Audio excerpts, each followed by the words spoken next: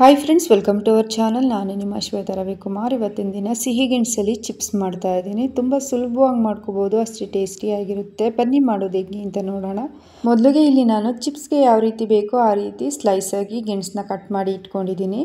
ಇಲ್ಲಿ ನಾನು ಕರೆಕ್ಟ್ 3 ಗೆಣಸು ತೊಗೊಂಡಿರೋದು. ಅದನ್ನು ನೀಟಾಗಿ ಮೊದಲು ವಾಶ್ ಮಾಡಿ ನಂತರ ಅದರ ಮೇಲ್ಗಡೆ ಇರೋವಂಥ ಸಿಪ್ಪೆ ಎಲ್ಲ ತೆಗೆದು ಈ ರೀತಿ ಕಟ್ ಮಾಡಿ ಇಟ್ಕೊಂಡಿದ್ದೀನಿ. ಸೇಮ್ ಬೊಟಾಟೊ ಚಿಪ್ಸ್ ಯಾವ ರೀತಿ ಟೇಸ್ಟ್ ಇರುತ್ತೆ ಅದೇ ರೀತಿ ಟೇಸ್ಟ್ ಇರುತ್ತೆ, ಆದರೆ ಸ್ವಲ್ಪ ಸ್ವೀಟ್ನೆಸ್ ಇರುತ್ತೆ. ಯಾಕಂದರೆ ಸಿಹಿ ಗೆಣಸಲ್ವಾ, ಹಾಗಾಗಿ ಸ್ವಲ್ಪ ಸ್ವೀಟ್ನೆಸ್ ಇರುತ್ತೆ. ಇದನ್ನು ಒಂದು ಸೈಡ್ಗೆ ಎತ್ತಿಟ್ಕೊಳ್ಳೋಣ. ನಂತರ ಇಲ್ಲಿ ಒಂದು ಬೌಲ್ಗೆ ಅರ್ಧ ಕಪ್ಪಷ್ಟು ನೀರನ್ನ ಹಾಕ್ಕೊಳ್ತಾ ಇದ್ದೀನಿ. ನಂತರ 2 ಟೀ ಸ್ಪೂನ್ ಅರಿಶಿನ ಹಾಗೆ 1 ಟೀ ಸ್ಪೂನು ಉಪ್ಪನ್ನ ಹಾಕ್ಕೊಂಡು ಚೆನ್ನಾಗಿ ಮಿಕ್ಸ್ ಮಾಡ್ಕೊಳ್ತಾ ಇದ್ದೀನಿ. ಈ ನೀರನ್ನ ಚಿಪ್ಸ್ ಬೇಯ್ತಿರುವಾಗ ಸೇರಿಸ್ಕೊಳ್ಬೇಕು. ಆವಾಗ ಉಪ್ಪು ಮತ್ತು ಅರಿಶಿನ ಚೆನ್ನಾಗಿ ಚಿಪ್ಸ್ಗೆ ಹಿಡ್ಕೊಳ್ಳುತ್ತೆ. ಹಾಗಾಗಿ ಮೊದಲೇ ಈ ರೀತಿ ಮಾಡಿ ಇಟ್ಕೋಬೇಕು. ನಂತರ ಇಲ್ಲಿ ಮೊದಲೇ ನಾನು ಒಂದು ಕಡಾಯಿನಲ್ಲಿ ಎಣ್ಣೆ ಕಾಯೋದಕ್ಕೆ ಇಟ್ಟಿದ್ದೆ. ಎಣ್ಣೆ ಕಾದಿದೆಯಾ ಅಂತ ಹೇಳಿ ಮೊದಲು ಒಂದು ಕಟ್ ಮಾಡಿರೋ ಗೆಣಸನ್ನ ಹಾಕ್ಕೊಂಡು ನೋಡ್ಕೊಳ್ತಾ ಇದ್ದೀನಿ. ಎಣ್ಣೆ ಕಾದಿದೆ, ಹಾಗಾಗಿ ಉಳಿದಿರೋ ಅಂಥ ಗೆಣಸನ್ನ ಸಹ ಹಾಕ್ಕೊಂಡು ಬೇಯಿಸ್ಕೊಳ್ತಾ ಇದ್ದೀನಿ. ಚಿಪ್ಸ್ ಬೇಯಿಸ್ಕೊಳ್ಳುವಾಗ ಗ್ಯಾಸ್ ಫ್ಲೇಮ್ನ ಜಾಸ್ತಿ ಇಟ್ಕೊಂಡು ಬೇಯಿಸ್ಕೊಳ್ಬೇಕು. ಯಾರಾದರೂ ಹೊಸದಾಗಿ ನನ್ನ ವಿಡಿಯೋನ ನೋಡ್ತಾ ಇದ್ದರೆ ಪ್ಲೀಸ್ ಸಬ್ಸ್ಕ್ರೈಬ್ ಮಾಡ್ಕೊಂಡು ನೋಡಿ.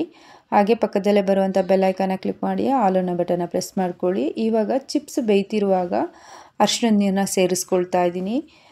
ಈ ರೀತಿ ಸೇರಿಸ್ಕೊಳ್ಳೋದ್ರಿಂದ ಉಪ್ಪು ಮತ್ತು ಅರಿಶಿನ ಚಿಪ್ಸಿಗೆ ಚೆನ್ನಾಗಿ ಹಿಡ್ಕೊಳ್ಳುತ್ತೆ. ಚಿಪ್ಸ್ನ ಲೈಟ್ ಗೋಲ್ಡನ್ ಬ್ರೌನ್ ಕಲರ್ ಬರೋವರೆಗೂ ಬೇಯಿಸ್ಕೊಳ್ಬೇಕು. ಹಾಗೆಯೇ ಚಿಪ್ಸು ಗರಿಗರಿಯಾಗಿರಬೇಕು. ನೀವು ತೆಗಿಯುವಾಗ ನಿಮಗೆ ಗೊತ್ತಾಗುತ್ತೆ ಚಿಪ್ಸು ಬೆಂದಿದೆ ಅನ್ನೋದು. ಇವಾಗ ಚಿಪ್ಸು ಬೆಂದಿದೆ, ಇದನ್ನು ಒಂದು ಪ್ಲೇಟ್ಗೆ ತಗೊಳ್ತೀನಿ.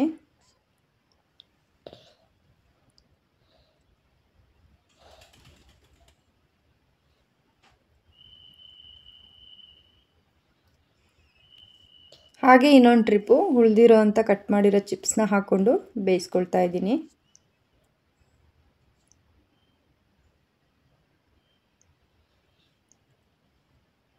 ಇದನ್ನು ನೀವು 1 ತಿಂಗಳು ಸ್ಟೋರ್ ಮಾಡಿ ಇಟ್ಕೊಂಡ್ರೂ ಏನೂ ಆಗಲ್ಲ, ಚೆನ್ನಾಗಿರುತ್ತೆ.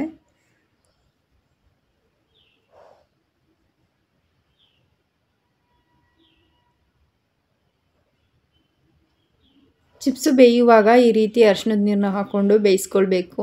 ಎಣ್ಣೆಗೆ ಅರಿಶಿಣದ ನೀರನ್ನ ಹಾಕಿದ ತಕ್ಷಣ ಎಣ್ಣೆ ಸಿಡಿಯೋಕ್ಕೆ ಸ್ಟಾರ್ಟ್ ಮಾಡುತ್ತೆ. ಹಾಗಾಗಿ ನೋಡಿಕೊಂಡು ಕೇರ್ಫುಲ್ಲಾಗಿ ಬೇಯಿಸ್ಕೊಳ್ಬೇಕು.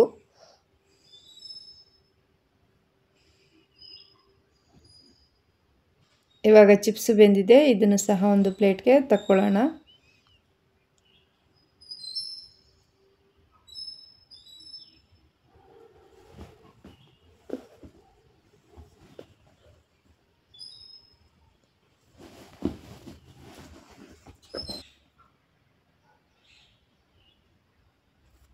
ಚಿಪ್ಸ್ನ ಬೇಯಿಸ್ಕೊಂಡಾದ್ಮೇಲೆ ಒಂದು ಅಗಲವಾಗಿರೋವಂಥ ಪಾತ್ರೆಗೆ ಚಿಪ್ಸ್ನ ಹಾಕ್ಕೊಂಡು ಈ ರೀತಿ ಚಿಲ್ಲಿ ಪೌಡರ್ನ ಹಾಕ್ಕೊಂಡು ಮಿಕ್ಸ್ ಮಾಡ್ಕೊಳ್ಬೇಕು. ನಿಮಗೆ ಖಾರಕ್ಕೆ ಅನುಗುಣವಾಗಿ ಎಷ್ಟು ಖಾರ ಬೇಕೋ ಅಷ್ಟನ್ನು ಚಿಲ್ಲಿ ಪೌಡರ್ನ ಸೇರಿಸ್ಕೊಂಡು ಮಿಕ್ಸ್ ಮಾಡ್ಕೊಳ್ಬೇಕು.